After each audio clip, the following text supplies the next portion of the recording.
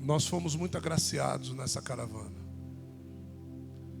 principalmente pelas pessoas que Deus colocou para nos guiar lá. As pessoas foram muito especiais conosco, muito detalhistas nas coisas. E tudo aquilo que estava escrito nas folhas de papel, dizendo para onde nós íamos,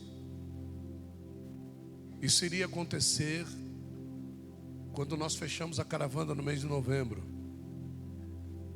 Só que de novembro até abril, nós fomos impedidos porque a empresa não conseguia bloquear as passagens junto à KLM e à Air France.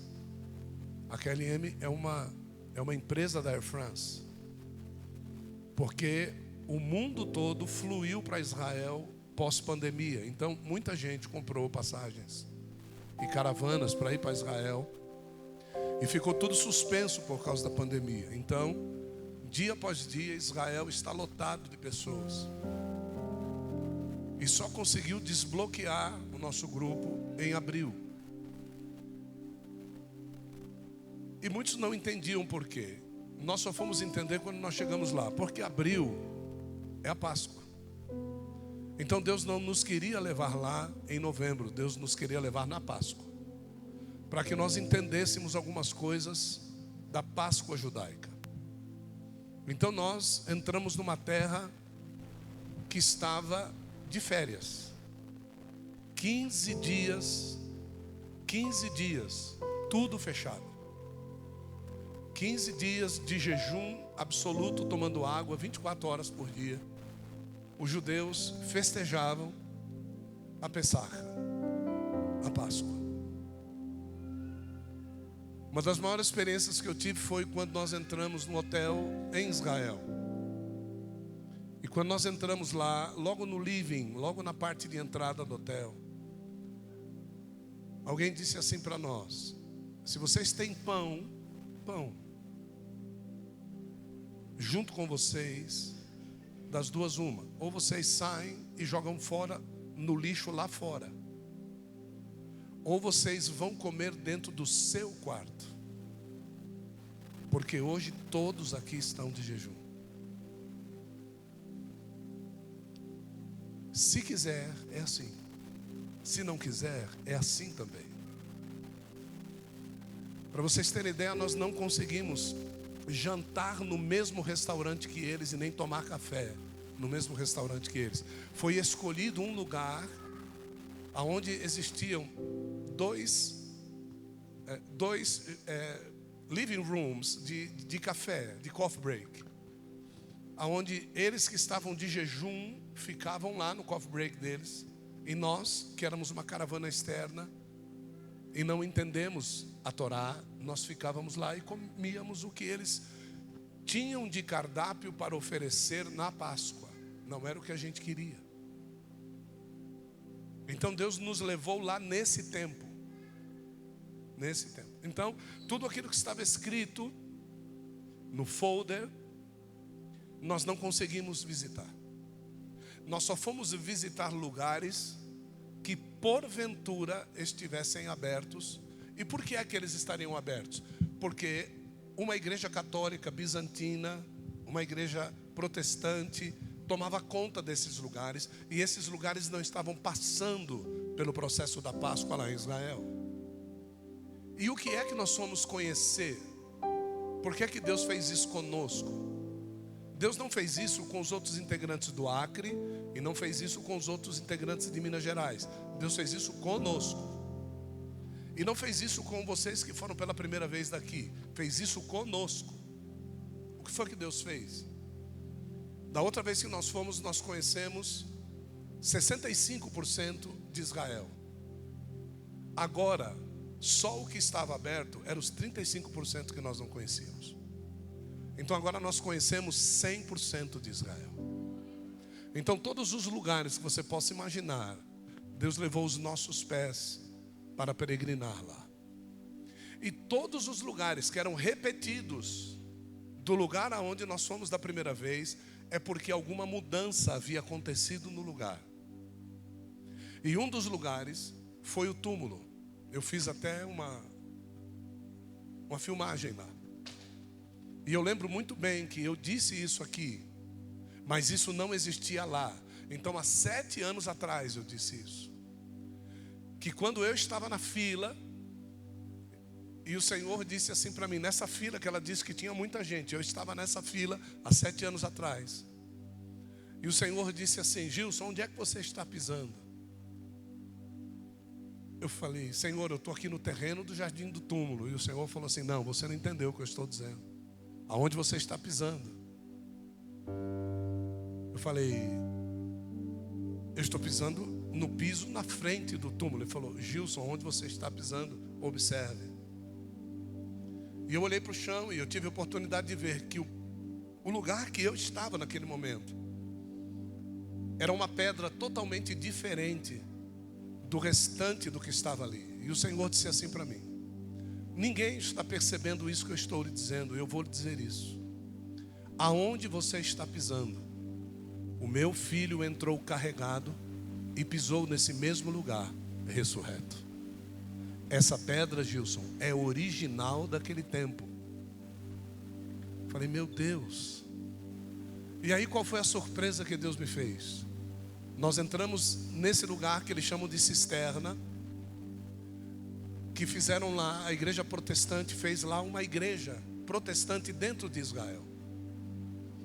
Então, lá dentro desse lugar, existe um quadradinho de vidro. Um quadradinho de vidro. E lá eles acharam um outro trecho de pedra exatamente igual àquele que eu estava pisando. E agora eles colocaram lá aquele trecho de pedra guardados. E todo mundo que vai lá, e o guia me disse isso: você sabe o que é isso? Eu disse: não, eu não sei o que é. Ele disse: essa pedra é original do tempo de Jesus. Falei: que legal. Deus me falou isso 7 anos atrás. Que joia. Então desde 7 anos atrás você já sabia que existem lugares lá que o teu Jesus pisou e que existe uma grande possibilidade de você pisar também. De você fazer como nós ouvimos lá, de pessoas que têm poder aquisitivo. Eu posso não errar para mais, eu posso errar para menos, 10 a 15 vezes menor do que o seu. E elas foram. Elas foram. Elas foram porque elas tinham um sonho de ir para a terra prometida.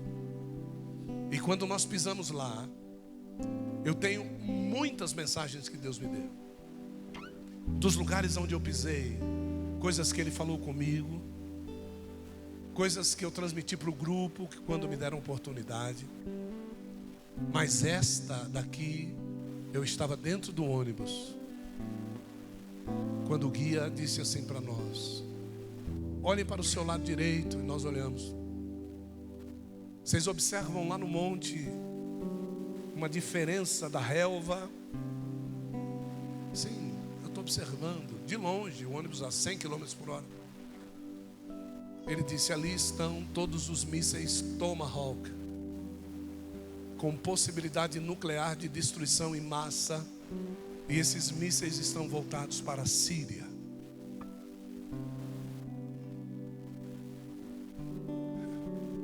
E eu disse: meu Deus, para que isso? E o Senhor falou comigo e me deu essa mensagem que eu vou pregar hoje. Eu quero que você entenda qual é o lugar que você está. E não somente o lugar físico, mas o lugar em Deus que você está. Você já ouviu esse salmo? Tem pastores sentados aqui, presbíteros sentados aqui de outras igrejas.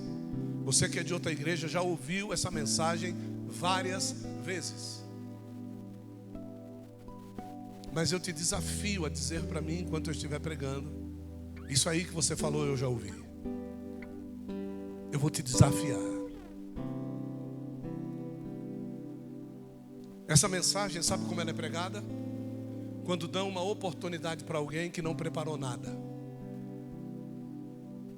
E essa pessoa vai lá na Bíblia dele, abre a Bíblia e diz assim para você: irmãos, Deus colocou uma palavra no meu coração. Abra sua Bíblia no Salmo 133.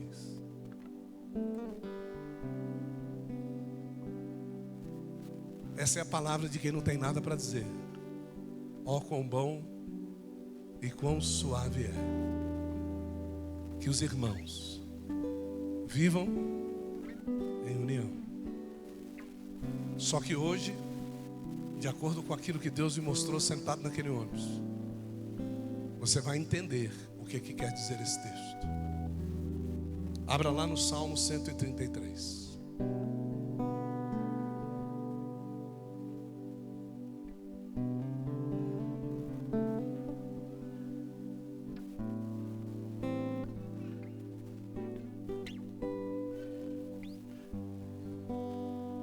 Salmo 133. Isso. Deus tem algo de especial para derrubar sobre a vida de vocês dois aqui na frente. Isso. Gostei do seu bigode, vou deixar o meu igual. Gostei, sério. Gostei, viu?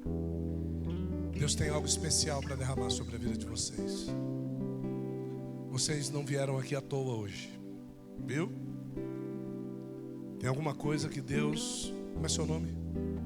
Cíntia, tem alguma coisa que Deus vai fazer sobre o seu ventre.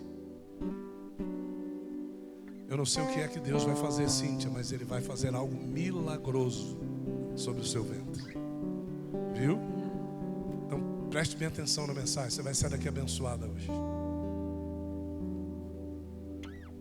Salmo 133, vocês acharam? Estou sozinho, vocês já acharam? Ó, diga assim, uma exclamação. Diga,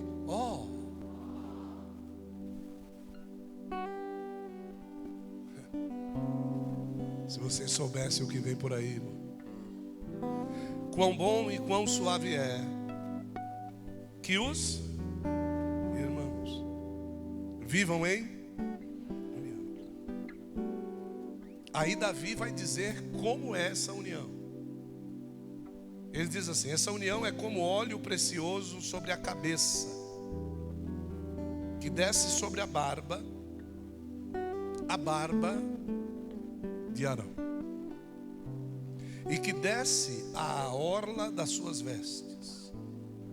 É como o orvalho do Hermon, que desce sobre os montes de Sião, porque ali o Senhor ordena a bênção e a vida. Até quando? Ótimo. Olha para a pessoa assim: vou desconstruir. Olha para a pessoa do seu lado e diga: vou desconstruir agora. E esses irmãos que estão falando aí, diga isso. Diga assim: esse salmo fala de alguns irmãos. Agora olha bem para a cara dele, você vai desconstruir. Você vai dizer assim: não sou eu e você.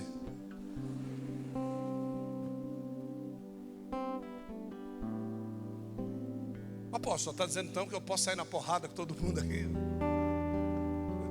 Não, irmão. Não estou falando isso não. Eu estou falando que Deus não nos tem como irmãos. Você sabia disso? Deus nos tem como corpo. Quem está com um irmão aqui dentro? Com um irmão. Irmão de carne. Quem tem um irmão de carne aqui? Deixa eu ver. Levanta você. Levanta lá o Tom Sushi careca. Não, é o Tom Sushi careca. Você está ficando de pé? Por quê? Isso. Olha, os dois aí são irmãos, ó. Olha lá um pro outro lá. Olha lá. Não, olha. Não, vai lá. Presta atenção aqui no que eu vou dizer para vocês aqui, ó. Os dois são irmãos, tá vendo? Isso. Pega na mão. Isso. Porém, se o Tom quiser dizer para ela boa noite, diga boa noite. Diga, vou sentar. Diga, vou sentar. E senta. Ela é obrigada a sentar? Sabe por quê? Porque ela é irmã dele. Ela não é corpo dele. Mas se ela for corpo dele, quando ele sentar, ela vai sentar. A igreja de Cristo perdeu muito, irmãos, porque hoje você chama todo mundo de irmão. Você já reparou que no tráfico de droga todo mundo chama a gente de irmão? Sim ou não? Então Deus não poderia fazer esta confusão. Mas lá no tráfico de droga você vê alguém dizendo para o outro: você é meu corpo? Não. Você vê alguma outra religião dizendo: você é meu corpo? É justamente por isso que Deus não faz confusão. Pode vir sentar aqui. Sei que você está cansado, senta aqui. Tá? Então nós vamos explicar essa conversa para você aqui. Eu quero que o meu mapinha seja projetado. Ó, presta atenção aqui, ó. Desce. Desce. Não, volta. Volta ele todo inteiro. Isso, deixa assim. Eu não sei se você sabe o que está acontecendo nesse mapa aqui, mas esse mapa aqui está me mostrando o seguinte: que tem alguns irmãos envolvidos aí. Se você se colocar de costa para esse mapa, tá? Na sua mão direita, em cima, está um irmão chamado Líbano. Se você pegar essa sua mão direita e você descer para a horizontal, está um irmão chamado Síria. Se você pegar esta mão, que em cima é o Líbano, aqui à sua direita é a Síria. Se você pegar nesta direção, está ali a Palestina. Agora, se você pegar esta mão e apontar para baixo, está ali o Egito. Então quer dizer que Israel está cercado por irmãos, porque todas essas nações são descendentes de Ismael. Então quando Davi escreve os Salmos, ele escreve assim: quão bom e quão suave é que os irmãos, diga Líbano, Síria, Palestina e Egito, e diga Israel, vivam em união. Então, é isso que nós precisamos entender. E foi isso que Deus falou para mim quando eu vi os Tomahawk apontado para a Síria. Todo este enredar está em guerra. Não há paz neste ponto da terra. Não há paz. Então, quando nós saímos do Egito para entrar em Israel, o Egito não quer deixar você sair do Egito, para que você passe para Israel. O Egito quer te deter no Egito, porque todo o Egito sabe que quem sai do Egito para ir para Israel é peregrino, e está indo lá porque foi ao Egito conhecer os lugares aonde Deus provou o seu povo. E quando sai do Egito e vai para Israel, quando nós entramos em Israel, Israel não quer que nós entremos em Israel, porque sabe que potencialmente nós somos um irmão que não gosta de Israel, que está entrando em Israel. Então as duas fronteiras não se comunicam. Então quando tem uma linha aqui divisória, não é daqui para cá Israel e daqui para cá Egito. Em nenhuma dessas fronteiras é assim que funciona. A ONU teve que estabelecer uma fronteira da ONU entre as nações.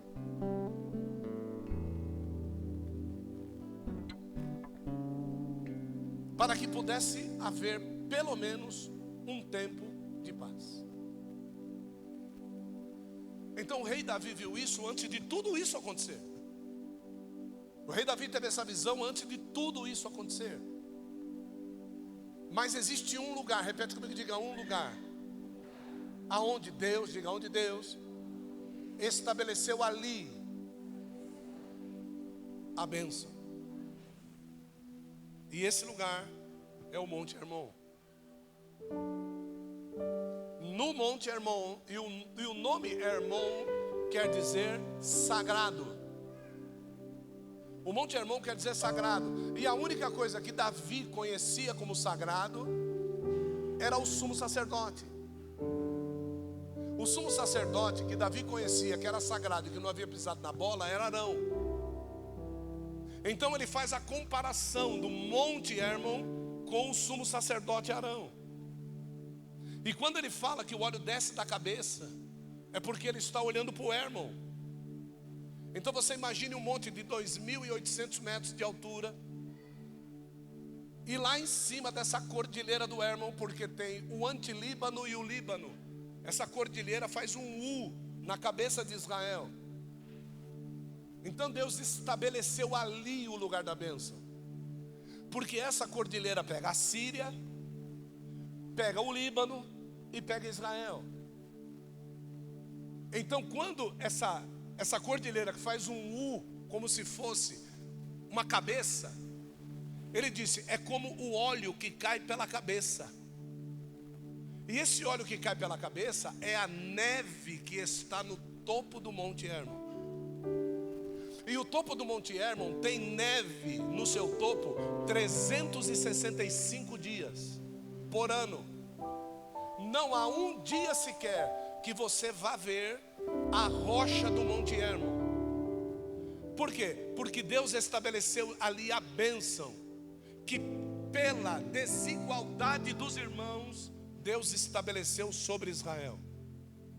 E o que acontece com este monte? Este monte, ele é a cabeça de uma grande fenda. Repete comigo e diga, a cabeça de uma grande fenda. Diga, que rasgou Israel. Diga, de norte a sul. Agora, qual é essa grande fenda? Responde para mim assim, diga, o Rio Jordão. Então essa grande fenda, ela aconteceu quando nós tínhamos a terra como uma terra só, não havia continentes. Então a Pangéa sofreu um grande terremoto e a terra de Israel foi partida pelo meio. E essa fenda ficou seca durante muitos e muitos anos. E esses anos em que essa terra ficou seca, é o tempo da chamada do patriarca Abraão, que muitas vezes tentava dizer para as pessoas, é possível eu ser estabelecido no deserto, e é possível eu prosperar no deserto. Abraão tentava dizer isso para as pessoas não entendiam. As pessoas querem os melhores lugares para prosperar. As pessoas querem prosperar em Fort Lauderdale, lá nos Estados Unidos, bem pertinho de Miami ali, é coisa bonita de se prosperar. As pessoas querem prosperar em Natal aqui, ó, terra com dunas, né? As pessoas querem prosperar no Rio de Janeiro, na beira do Corcovado, vai tomar tiro. As pessoas querem prosperar nas grandes capitais. Só que Deus, desde Abraão, Ele está tentando mostrar alguma coisa para nós. Só que nós não entendemos. Agora lá vai a revelação. Quando você olha para o Nordeste do Brasil, como é que é a terra no Nordeste do Brasil? Como é que é a terra? Seca, diga, deserto. Isso. Agora pega essa mesma faixa do Nordeste do Brasil e joga para o continente do lado. Qual é o continente do lado? A África. Como é que é o norte da África? Deserto. Certo? Como é que é o nome do deserto? Sahara. Diga, Sahara. Diga, seco por desobediência. É isso que quer dizer o nome Sahara em árabe. Seco por desobediência. Então você pega toda essa faixa e você vai estendendo, passa pelo Egito e vai estendendo. Você sabe quem é que você vai achar lá no meio? Israel. Então Israel, queridos, é deserto do Saara. É deserto do Saara. Mas como Israel é deserto do Saara, se tudo Israel é verde? Diga, porque é possível prosperar no deserto. Agora veja, não importa a situação que você está, o que Deus está dizendo para você é, eu vou te tirar dessa situação e eu vou te fazer prosperar. Agora, você precisa estar no lugar onde Deus vai estabelecer o quê? Diga, a bênção. Então você precisa estar no lugar onde Deus vai estabelecer a bênção. E o estabelecimento da bênção é algo que Deus não dá para qualquer um. Diga assim: não mexa com quem a bênção está estabelecida. Você fechará fronteiras e você morrerá no deserto. Aí diga assim: quer viver no deserto? Diga: faça aliança com quem no deserto Deus prosperou. Pronto, está dada a notícia. Certo? Quem conhece a minha história sabe de onde eu saí, sabe o que Deus fez na minha vida. Então, se Deus estabeleceu comigo uma aliança e Ele estabeleceu a bênção sobre a minha vida, tenha paz comigo, querido. Tenha paz com a minha casa, tenha paz com a minha esposa, tenha paz com os obreiros dessa casa. Porque os obreiros dessa casa carregam sobre o seu lombo a unção que Deus colocou na nossa vida. Então não começa a achar as coisas não, você vai piorar no deserto. E Deus precisa mostrar isso para algumas pessoas aqui. Então lá em cima do Hermon, diga assim comigo: goteja como orvalho. Isso, agora pensa comigo. Imagina uma montanha aqui, deu para imaginar assim ou não? Se ela está cheia de neve em todo o seu cume, para que lado a água cai? Para que lado a água cai? Diga: para todos os lados, sim ou não? Pois é. O grande problema é que as nações não entendem porque é que a água só cai para o lado de Israel.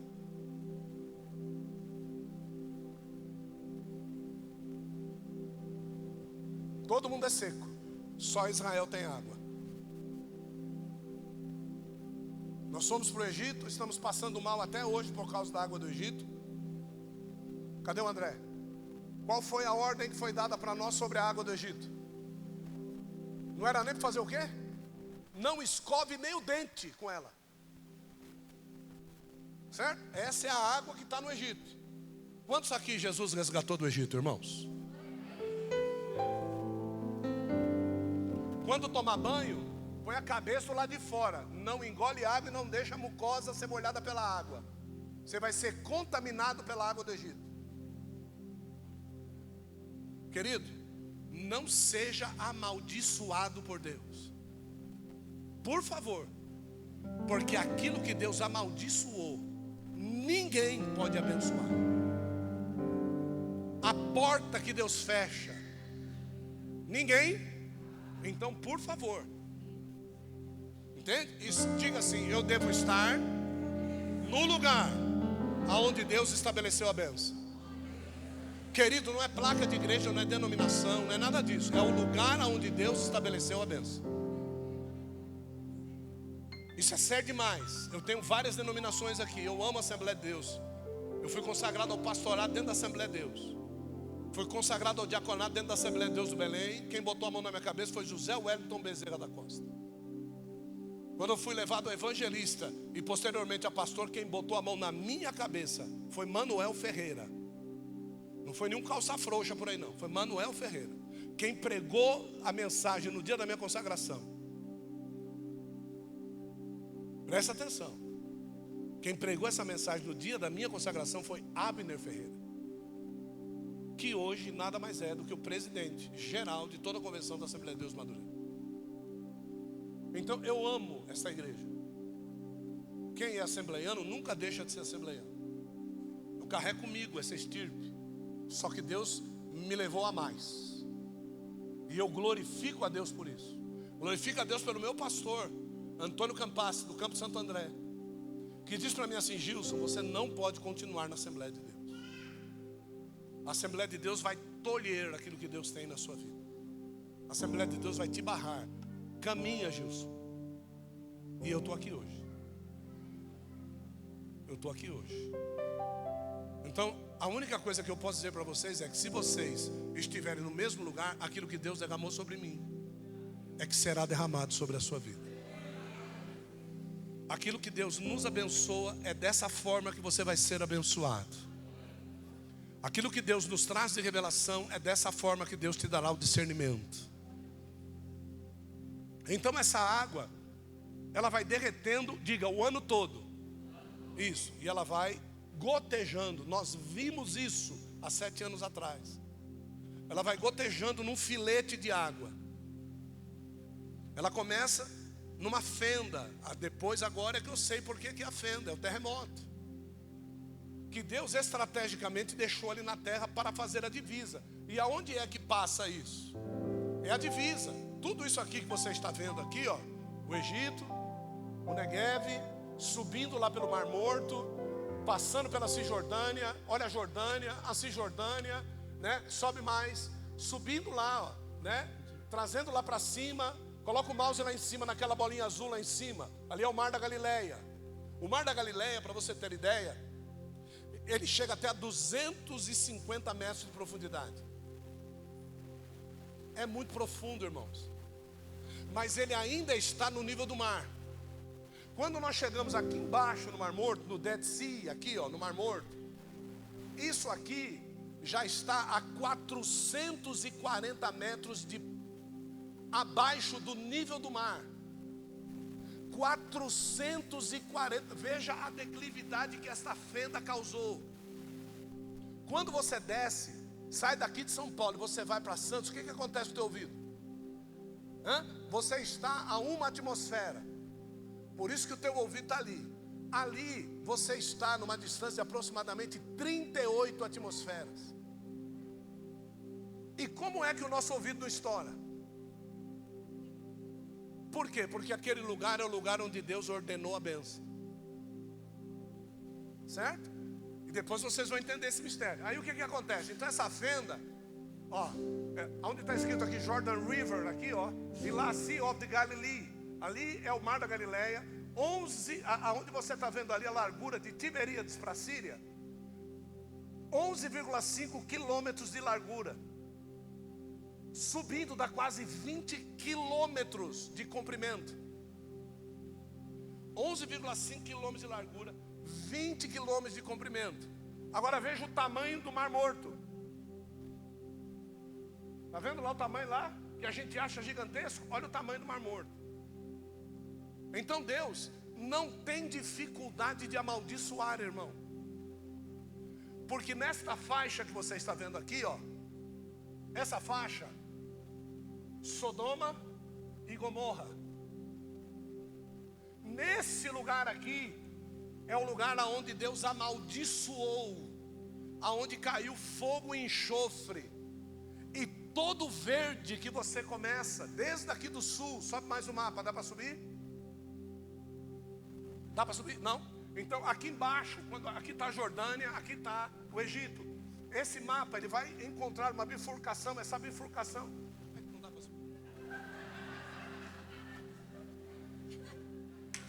Irmãos, levante a sua mão direita, vamos repreender esse inimigo aqui agora. Diga, todo capeta do computador, irmão. Diga, está amarrado agora em nome de Jesus, irmão. Isso, agora vai funcionar o negócio. É que às vezes eu não vigio amarrar os capetas, mas vamos vigiar. Então, ó, temos aqui a Jordânia, temos aqui o Egito, faz um bico aqui, é Eilat. É por aqui que nós entramos em Israel.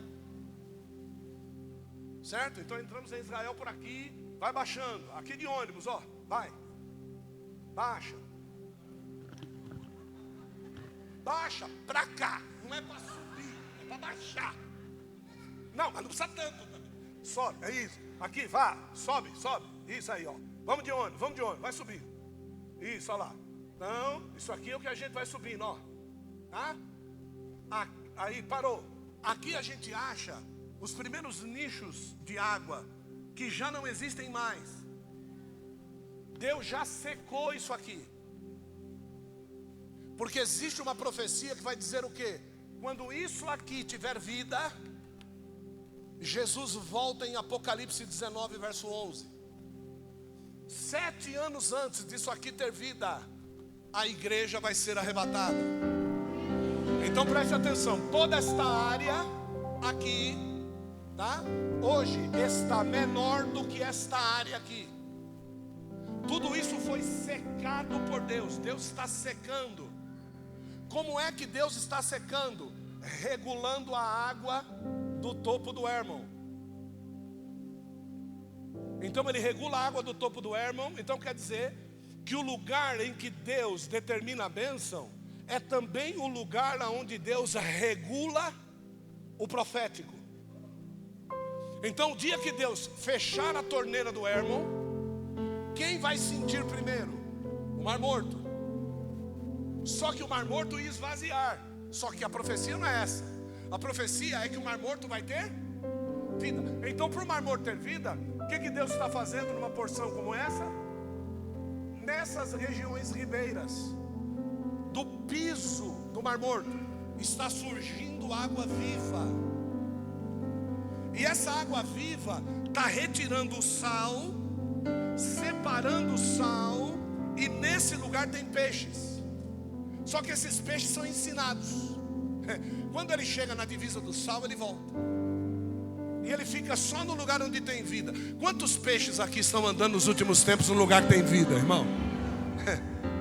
Não sei se você estudou na mesma escola que esses peixes, mas eu aprendo com a vida assim: aonde não tem vida, ou eu transformo, ou se não quiser transformação, eu volto para onde eu estou e fico quietinho no meu lugar.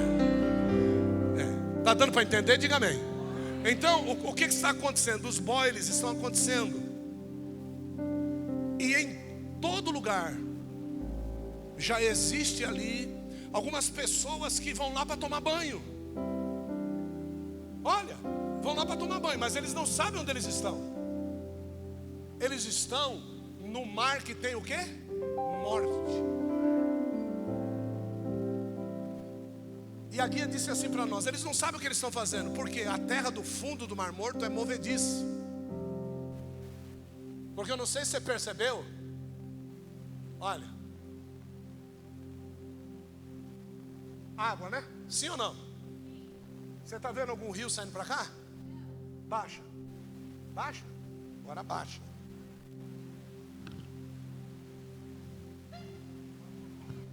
Isso.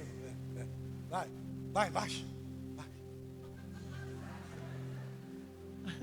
Irmão, o que foi que eu falei para ele? Baixa. E abaixar é para onde, irmão? Então traz o mapa para baixo.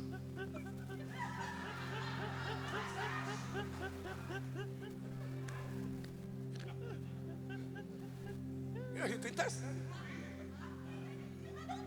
Põe o véu na cabeça e intercede por mim, pelo amor de Deus. Aqui, ó. Vocês estão vendo algum rio saindo daqui? Então, como é que tem tanta água lá no topo? E esse rio lá embaixo não enche, irmão. Como é que continua caindo água? E o rio não enche.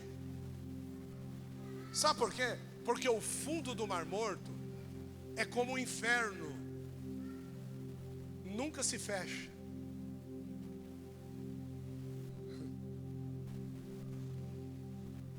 Então a água vai e os cientistas estão tentando buscar até hoje, não sabem para onde vai.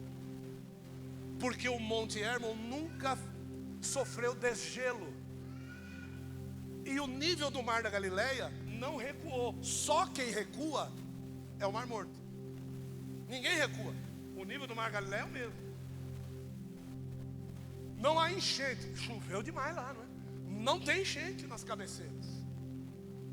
Mas nós sabemos que o Jordão tem uma promessa. Pergunta a mim, qual é? Joga o teu pão sobre as... E depois de muitos dias você o acha. Depois de muitos dias você o acha. Então, as pessoas que seguirem esse conselho em Jericó, quando jogarem a semente no Jordão, na área de Jericó, a semente vai parar onde?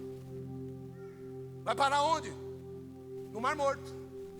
Por quê? Porque Jericó é terreno amaldiçoado por Deus. Você não deve semear em Jericó. Então até isso você precisa prestar atenção quando você for fazer o quê?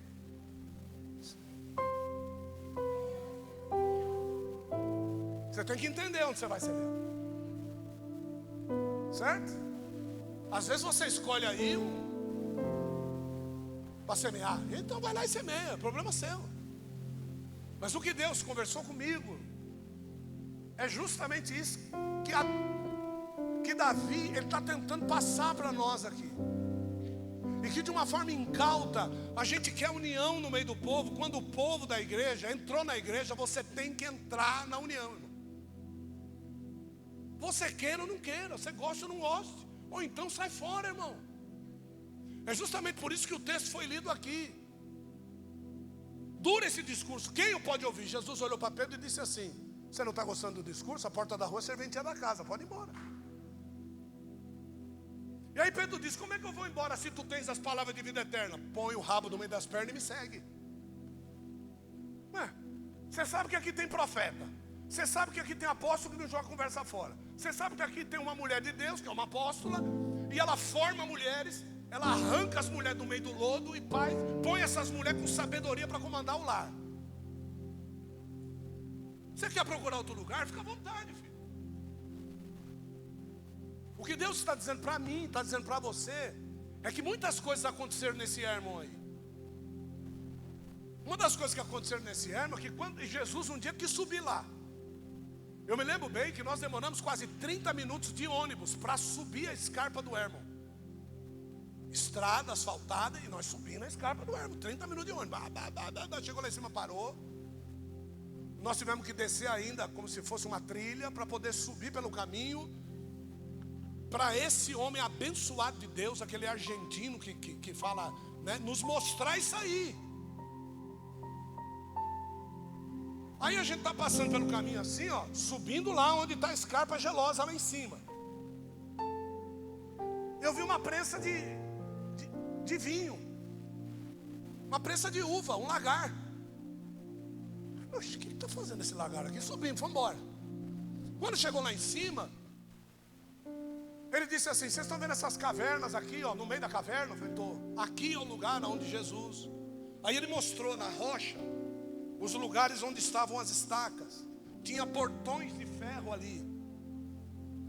Ali existia um Deus chamado Pan, que tomou o topo do Monte Hermon juntamente com os seus seguidores, e ali todo mundo fazia sacrifícios de criança. Na barriga desse Deus Pan, que era uma rocha grande, existia ali o quê? Um fogo consumidor, que quem queria algum benefício desse Deus Pan, pegava o filho primogênito e jogava lá dentro. Então tinha gente que ano a ano engravidava a mulher só para jogar o filho lá dentro.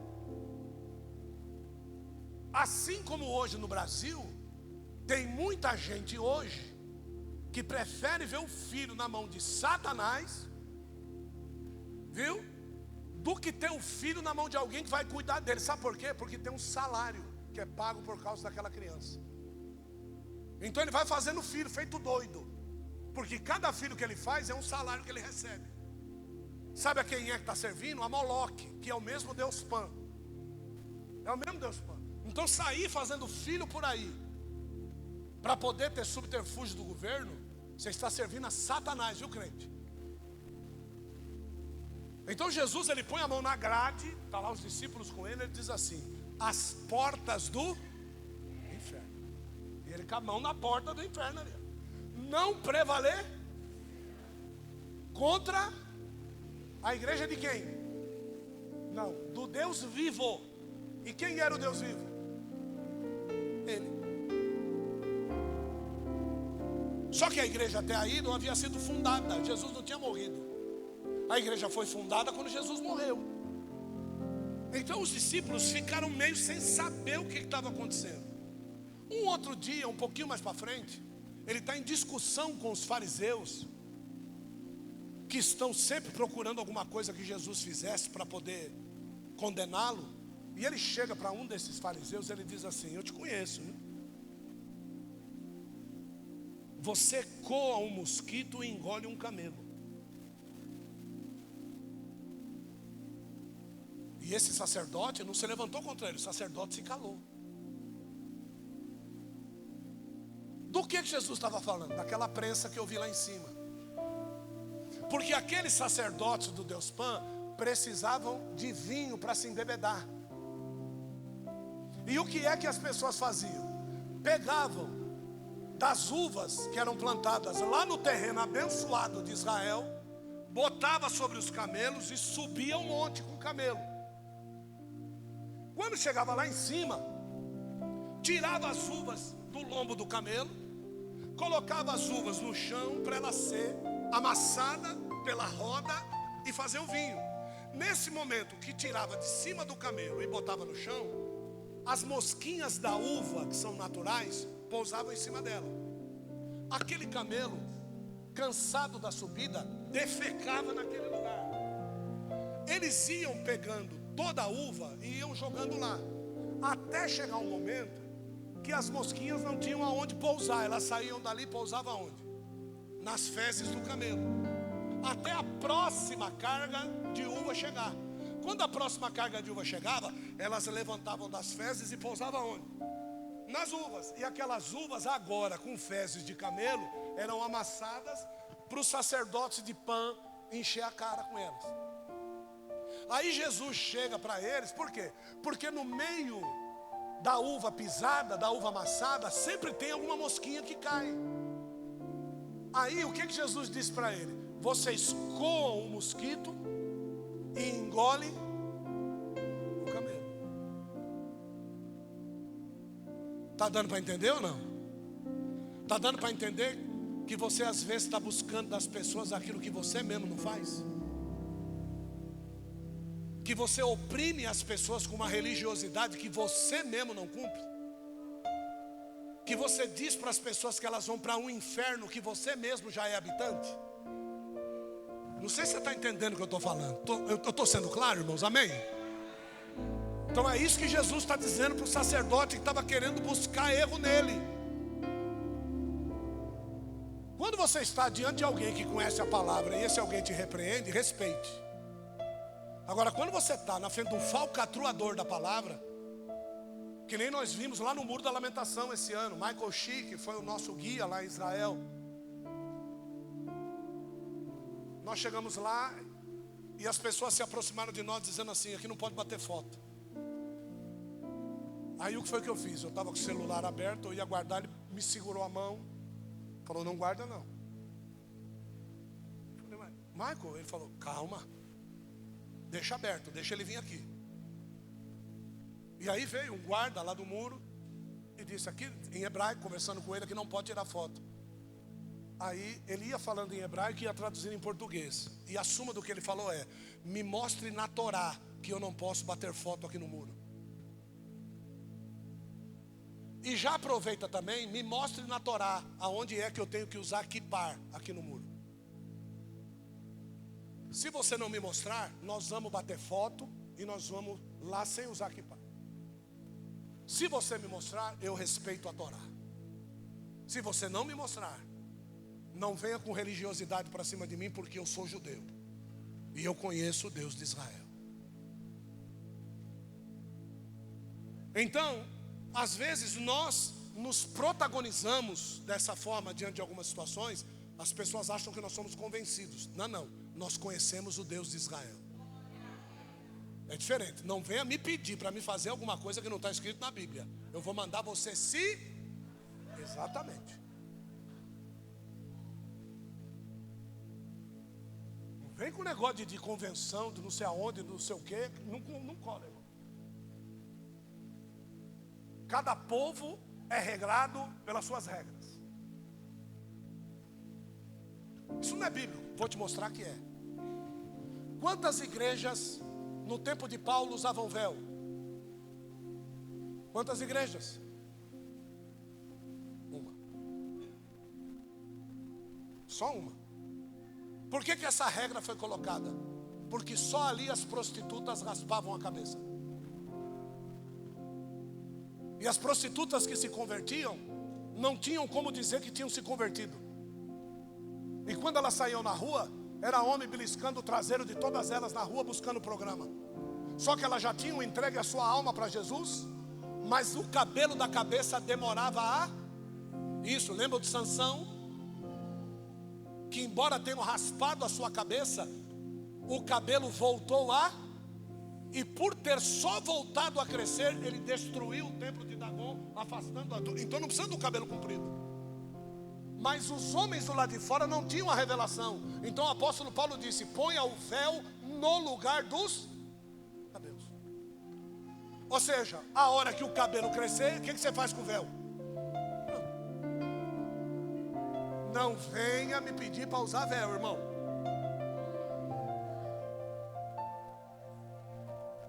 Por favor. A mesma coisa, eu estou há 24 anos casado, eu nunca vi ela me pedindo para botar uma correntinha de ouro na canela. Se ela me pedisse para botar, eu ia dizer, não ponha. E eu ia dizer por quê? Porque as mulheres de Corinto usavam uma corrente de ouro na canela, para que na beira do cais, quando os marinheiros chegassem, soubessem o custo do programa. Elas levantavam as vestes, colocavam o seu pé e a perna à mostra, com uma corrente de ouro grossa ou fina, que diria o preço do tipo de programa que a pessoa queria. Aí eu pergunto, será que as mulheres hoje sabem que aquela correntinha bem delicada de ouro na canela quer dizer que o preço dela é baixo?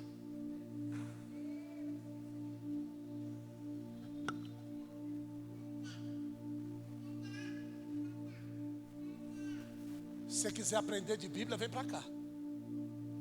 MLK, Faculdade Martin Luther King, é só vir aqui. Faz a tua inscrição, senta lá e aprende. Aqui nesse lugar, Jesus determinou que aquele lugar fosse a falência. Por quê? Porque hoje Satanás, ele não quer as congregações. Satanás quer a fonte. Então o que foi que Satanás fez? Foi lá para a fonte, lá em cima, do que era estabelecido como bênção sobre Israel, para contaminar o Jordão, para que o Jordão não tivesse vida, mas fosse morte de norte a sul. E Jesus foi lá e disse que a igreja, não são os israelitas, é a igreja. Você sabe por que tem vida em Israel hoje? Porque ele profetizou sobre Tem semanas que você nem lembra que Israel existe. E Israel é o lugar aonde ele ordenou o quê? A bênção. Quem ora por Israel é abençoado pelo lugar da bênção. Só que você não consegue entender isso. Você passa isso batido. Então as minhas fronteiras são coisas muito específicas. Você determina a fronteira da sua casa, meu irmão. Na sua casa entra quem você determina. Sim ou não? Pronto. Então, a partir de hoje, você vai sair daqui e vai determinar as fronteiras da sua casa. Só que determinar a fronteira não é só abrir porta e fechar porta, porque o diabo não entra só pela porta. O diabo entra pelo teu rádio, o diabo entra pela TV, o diabo entra pela internet. São fronteiras espirituais que você precisa barrar, irmão. Quando nós passamos por aqui, agora sobe o mapa. Torce aí, irmão, torce. Sobe o mapa.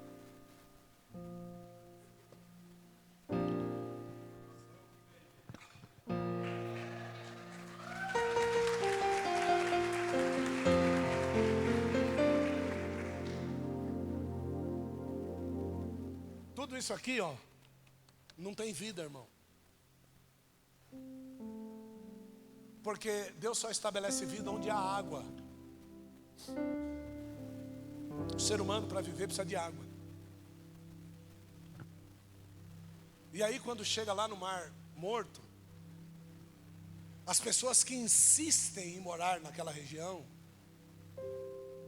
moram num deserto, como se verdadeiramente eles não tivessem saído do Egito.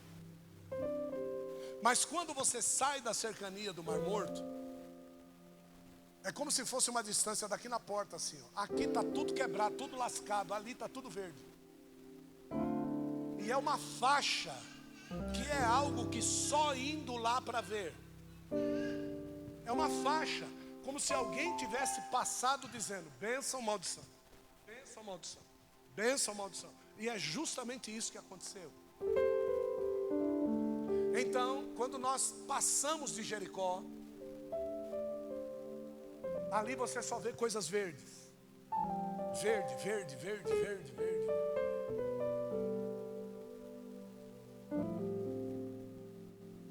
Foi nos dado um presente que para alguns era um presente grego, mas eu entendi bem o que Deus queria falar para mim. Nós somos levados a um kibutz. Nós somos levados a um kibutz, e todos os kibutz dentro de Israel são comunistas. Todos os kibutz dentro de Israel seguem o socialismo. Então eles não obedecem à lei do Deus de Israel. Certo? Não obedecem à lei. Ué, peraí, apóstolo. Se eles não obedecem à lei de Israel, por que Deus deixou eles ficarem lá? Vocês acham que aqui no meio todo mundo obedece à Bíblia? E por que Deus deixou você estar aqui?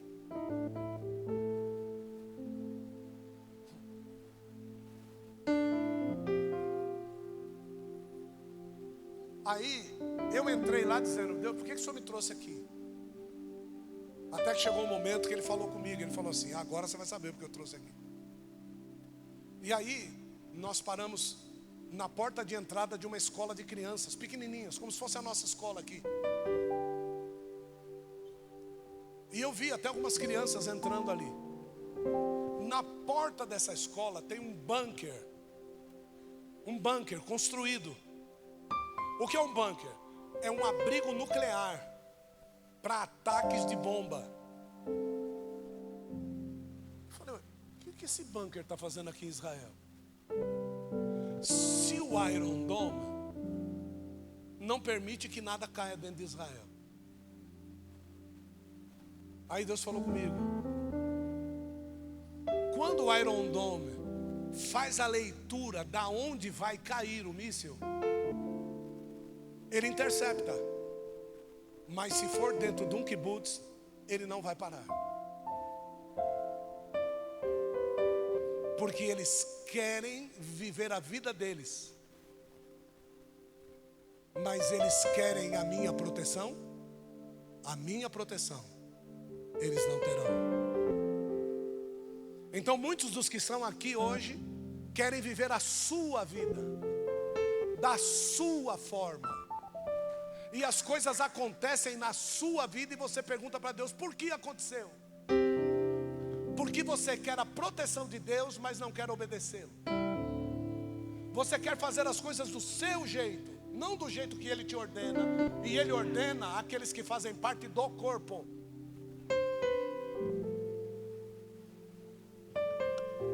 Para terminar a mensagem, nós vamos para a ceia. E essa como é que é o nome dele? Da flauta? Sei lá, o Jam. O Jam, chama ele de Jam. Hoje cedo ele estava sentado e falou assim: mano, bateu a mão na testa assim, ó. Né? Aqui o bunker. Isso aqui não existe em Israel. Isso aqui só existe dentro das comunidades que não obedecem à lei de Israel, que estão lá dentro por permissão de Deus, são judeus. E por que Deus nos permite? Porque Deus espera que eles tenham a luz e eles se convertam verdadeiramente e passem a obedecer a Deus. É por isso que Deus permite que você venha na igreja. Quem sabe numa mensagem como essa você seja impactado e passe a obedecer a Deus. Então você vai gozar de todos os benefícios que todos os que obedecem gozam. Às vezes você tem uma vida matrimonial falida, uma vida financeira falida, nada dá certo para você, obedeça a Deus. Você já pensou se Deus retirasse do nosso vocabulário o nome dele para aquele que não obedecesse a ele? E quando você fosse falar Deus, você não conseguisse falar o nome? Você acha que ele não tinha poder de fazer isso? Sim ou não? O que foi que ele fez com Zacarias, quando Zacarias duvidou do anjo? Tu vai ficar calado, não vai falar. Como é que ele não tem poder para fazer? É lógico que tem poder. Mas por que ele permite que eu venha, apóstolo? Para que você se converta. E eu quero hoje ver convertidos novos aqui, amém, irmãos? Porque eu estou te mostrando uma experiência que eu vivi lá. Amém?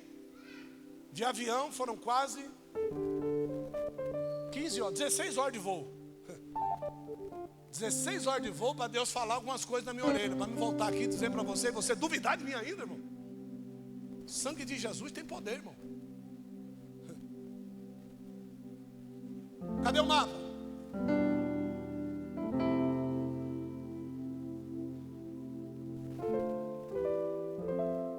Fale, Mar Morto. Não, fale mais, Mar Morto. Sobe mais. Sobe. Diga assim, Mar da Galileia. Isso. E lá em cima, põe o mouse para mim, põe a mãozinha para mim. Lá em cima, no final da palavra Líbano. Aí. Aí é a cordilheira. Agora faz uma volta, que nem se fosse uma cabeça assim. Não para esse lado, é para o lado de lá. Aí, isso. Aí é a cordilheira do Hermon. E a água cai na fenda do Jordão. O que foi criado primeiro? O homem ou a terra? O que foi criado primeiro? O homem ou a terra? Hã? A terra. Muito bom. Foi o homem. Isso. E vou dizer para você que o protótipo dos homens foi criado antes que os anjos. O que é isso, irmão? Aí não, aí não. Que varão topetudo esse? Não é? Não é verdade. Sabe por quê? Um querubim, que é um anjo, tem quantas cabeças? É o boi que tem cabeça de querubim ou é o querubim que tem cabeça de boi? Então o protótipo foi criado antes, foi o quê? Um boi. Para que ele pudesse botar a cabeça no querubim. Se ele botou uma cabeça de homem no querubim, quem foi criado antes? Só que tudo isso estava sendo criado dentro de um laboratório. E esse laboratório de teste de Deus está em Provérbios capítulo 8. Se você quiser saber do mistério, bem estudado. É nesse laboratório que Deus discute com a sabedoria, para a sabedoria dar o entendimento perfeito daquilo que tinha que ser criado e a ordem que deveria ser criada. Então Deus ele vai estipulando todas essas coisas para acontecerem. Então, diga, o homem foi criado primeiro. Vou mostrar uma coisa para vocês, vocês não vão acreditar, irmão. Diga assim, Mar da Galileia. Diga, Rio Jordão. Diga, Mar Morto. Vem cá, Paulo.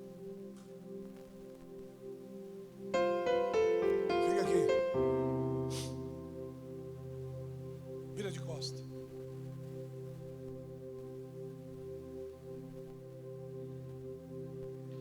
Mar da Galileia. Rio Jordão.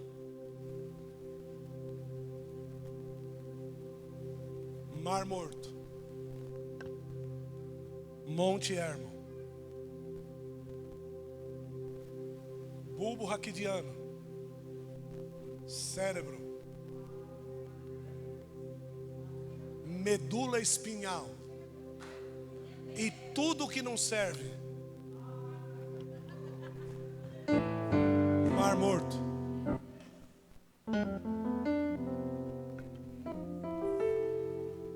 Pode ir embora.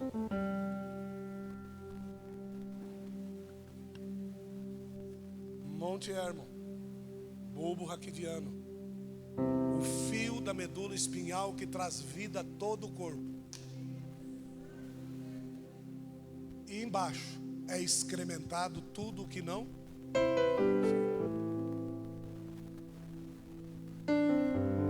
Da onde foi que Deus desenhou essa fenda sobre Israel, irmão? Só que tem gente que prefere estar na região do que não presta. Tem gente que resolve colocar a sua vida ligada no que não presta. Nós chamamos isso de prostituição. Do que simplesmente entregar a sua mente e o seu coração para que Deus o transforme numa nova E o que é que acontecia com as pessoas que queriam que esta região fosse a região mais importante deles? Sodoma e Gomorra. O que é que quando aqueles anjos entraram na casa de Ló, o que é que os homens de Sodoma queriam fazer com os anjos? Queriam fazer sexo com eles. E se eles sabiam que eles eram homens, como é que aqueles homens queriam? Então o homossexualismo já estava totalmente, intrinsecamente arraigado naquela terra. É por isso que Deus lançou sobre aquela terra a maldição.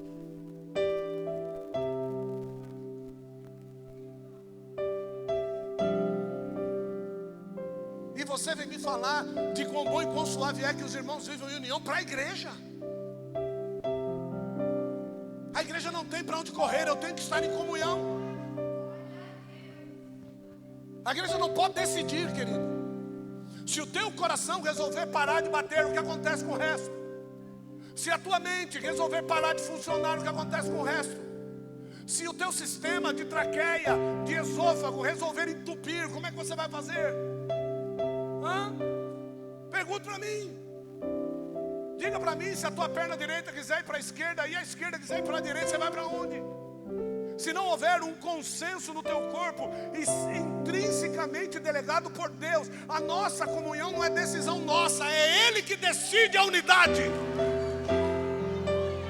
Então não é decisão tua, eu não gosto de fulano, eu não gosto de Beltrano, eu não vou com a cara de arcano. Você está fora, você não faz parte do corpo. Você precisa ser enxertado no corpo, você precisa ser trazido para o corpo. E todas as vezes que um membro novo chega, assim como esses, um cuidado especial tem que ser dado para eles. Porque eu vou ter que fazer um corte no meu corpo para enxertá-lo lá dentro. Eu vou precisar de cuidado sanguíneo, eu vou precisar de exames constantes. Eu vou precisar de oxigênio, eu vou precisar de uma vida de tratamento com essas pessoas, para que eles não matem o corpo todo. Você está pensando que receber uma pessoa na igreja é dizer seja bem-vindo em nome de Jesus? Não é isso não. É por isso que as igrejas tradicionais querem uma carta de referência da igreja anterior. Me traz a carta do pastor. Ele tem que atestar a sua procedência, ele tem que dizer quem você é lá.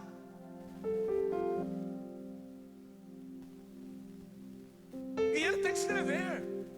Teve pessoas aqui que dizem, olha, eu quero a minha carta para ir embora. Posso escrever quem você é aqui? Me dá o endereço do teu pastor que eu vou mandar para ele a carta. Veio buscar? Vem nada. Porque difícil vai ser dizer que 1 ano é boca, irmão. Presta bem atenção no que eu estou dizendo. E o pior de tudo é que a mesma boca que recebe o sexo na boca recebe o mesmo sexo no ânus também. Então tem determinadas pessoas que acreditam realmente que ânus é boca e que boca é ânus. O que eu posso fazer? Quando Deus fez um órgão genital feminino para receber verdadeiramente aquilo que é do masculino. Agora, se você é contra esta minha ciência, então, por favor, já saiba que você não está no corpo. Todos os encontros de casais nós ministramos sobre isso. Igreja que diz, dentro do quarto quem manda é o casal, é o escambau, irmão. Se a cama é leito sem mácula, como é que quem manda é o casal? Como assim? Quem é que retira a mácula dos lugares ou coloca a mácula nos lugares? Se não é Deus. Então como é que você vai decidir? Nós não decidimos nada, nós somos comprados. Nós fomos remidos, nós fomos lavados pelo sangue de Jesus Cristo. Duro é esse discurso. Quem o pode ouvir?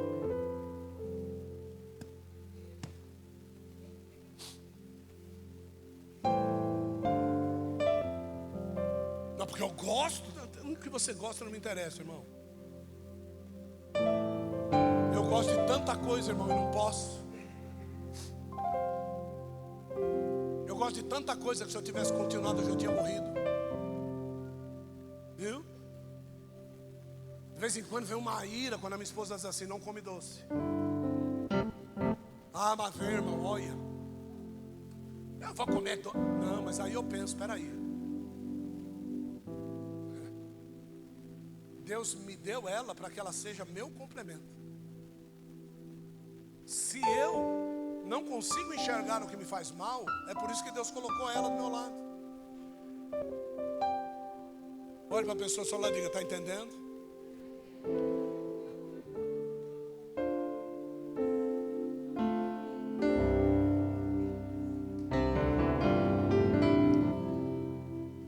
É isso. Deus uniu o casal para que na realidade os dois fossem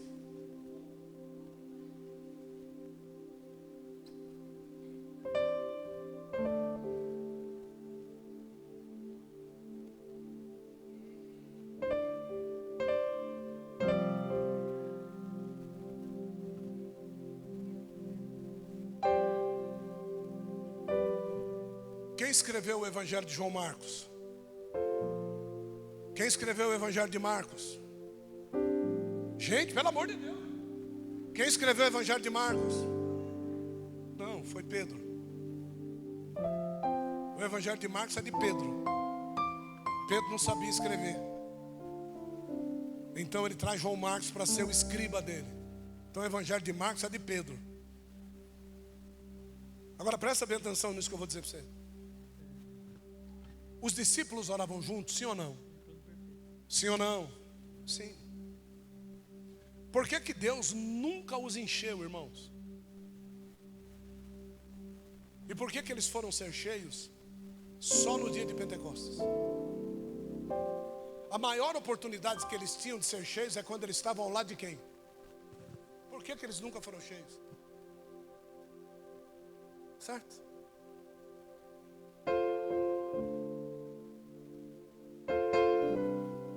No Evangelho de João, você vai ver João escrevendo o nome de Pedro. João escreve Pedro. Mas quando João está na mesma cena que Pedro, João não põe o nome dele. João põe o outro discípulo. João e Pedro não se davam. Tomé não cria. Judas era adversário. Como é que você quer que esse corpo receba o Espírito Santo? Como você quer? Judas morre, Tomé volta a crer, e Pedro faz a comunhão com João. Quando o coração de todos era, o Espírito Santo desceu sobre todos. Ao ponto dos dois não poderem andar juntos. E agora você vê os dois juntos irem orar às 9 horas da manhã. E chegarem na porta chamada Formosa e encontrarem lá um paralítico que pede uma esmola. E Pedro, cheio da autoridade do Espírito Santo, diz: não tenho ouro, não tenho prata, mas aquilo que eu tenho eu te dou. Levanta e anda, em nome de Jesus Cristo. Então tem muita gente que ora em nome de Jesus e não vê resultado, porque o seu coração não é um com a sua liderança.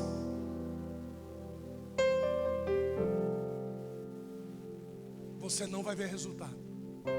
Desculpa. Você pode até me desafiar. Eu vou mostrar o resultado e eu vou dizer para você: eu quero ver. Porque se você me mostrar o resultado, você estando em discordância com a sua liderança, eu rasgo a minha Bíblia.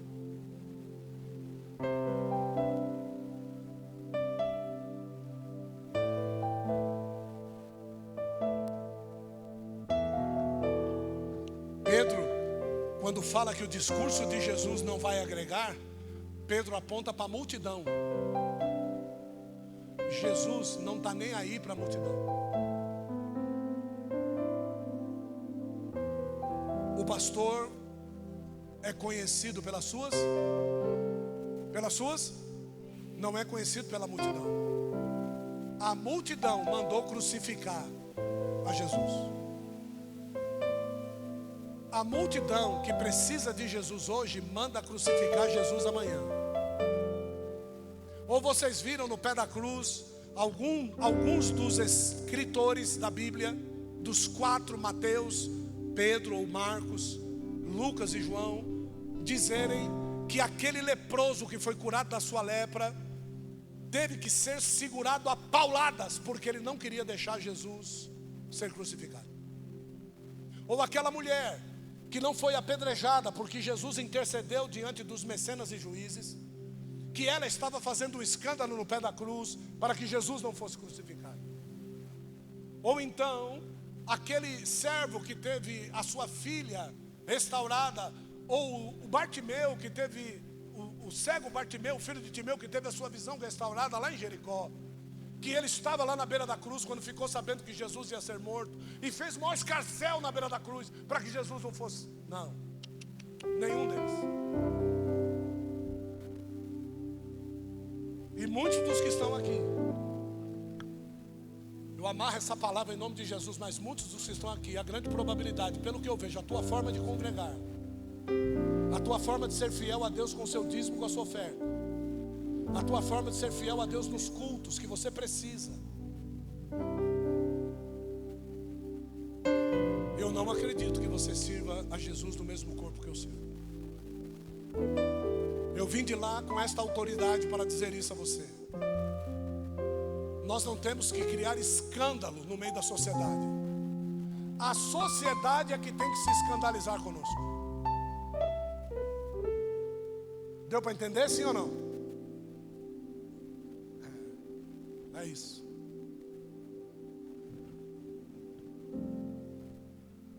Nós chegamos lá em Israel. Tem uma rua lá que só árabes estão. E todos eles, quando os crentes das caravanas chegam, eles ficam com bandeiras dizendo assim: Brasil, Brasil, Brasil, Brasil. A única coisa que eles querem é vender. E vendem bem. Nós para eles somos escória. Eles só querem o nosso dinheiro. Que triste você ir a Israel e pagar barato por um artigo que foi feito na China. Só que você não consegue pagar barato naquilo que foi feito em Israel. Então existe grande diferença entre aquilo que é feito na Terra Santa e aquilo que é feito na China. E assim também existe uma grande diferença numa palavra que vem do céu com uma palavra que é galgada na internet. Pregadores que aprendem com pregadores da internet. Eles não têm condição de entregar a sua vida por uma mensagem. Eles não têm condição de adoecer por causa de uma mensagem. Eles passam a vida toda ouvindo pastores pregar e pregam a mensagem de outros pastores. Ele não tem mensagem.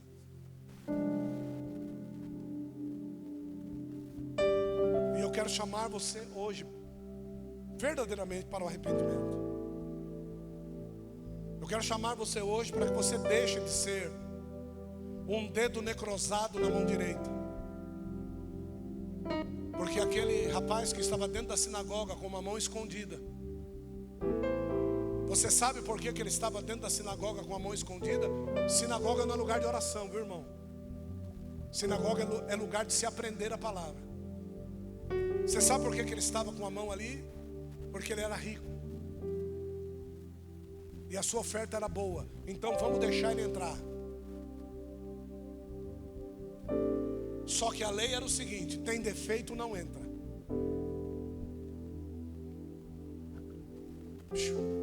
Se tiver defeito, não vai entrar. Eu estou te chamando para o arrependimento antes da mesa. Se eu não me engano, foi Marco Leocádio que pregou sobre ervas amargas da mesa. Eu estou te chamando para isso.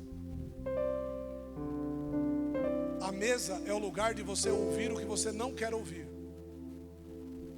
A mesa é o lugar onde você deve acertar as coisas. E eu estou tentando acertar você em sincronia com o corpo, para que você flua na mesma velocidade e na mesma direção, para que você não tenha um outro evangelho a ser pregado, mas que a sua palavra seja tão quão contundente como aquela que o altar revela para você. Nós não estamos aqui para pregar divisão, não. Nós estamos aqui para pregar a palavra de Deus. E a palavra de Deus, ela é mais afiada que uma espada. Então essa é a palavra. Eu estou te chamando. E a partir de agora você está liberado para levantar e vir para cá. Você que precisa disso, desse arrependimento, levanta e vem para cá. Eu quero orar por você.